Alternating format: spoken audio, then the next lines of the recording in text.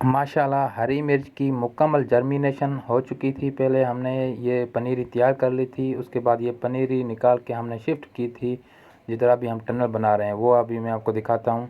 ये देखें, यह हमारी मिर्च तैयार हो चुकी है। अभी हम इस पे ऊपर टनल बना रहे हैं। टनल किस तरीके से बनता है ये आप भी देख लें, इसी तरीके से आप भी बना सकते हैं। टनल लगाने के बाद हम इसके ऊपर शापर भी लगा लेंगे और उसके साथ ये जो लकड़ी हम लगा रहे हैं इसके साथ हमने दरमियान में छोटी छोटी बारीक रस्सियाँ बांध के करेले के पौधे भी हमने लगा लेने हैं। वो सारा कुछ मैं आपको दिखा रहा हूँ, आप देख लेना। करेले के जो पौधे हो जाएंगे ना, वो भी हम उन रस्सियों के साथ ऊपर चढ़ा लेंगे, क्योंकि जो बेल होती है ना वो बेल ऊपर चढ़ जाएगी तो वो ज़्यादा मकदार में, ये देखें, ज़्यादा मकदार में उसको फल पकड़ेगी। ये देखें करेला हमारा तैयार हो चुका है, वो साथ साथ हम चढ़ा रहे हैं। और अभी ये प्याज लगाया था, प्याज भी हमने जो है ना माशाल्लाह बेहतरीन हो चुका है। आप देख सकते हैं प्याज की फसल भी बहुत अच्छी हुई पड़ी है।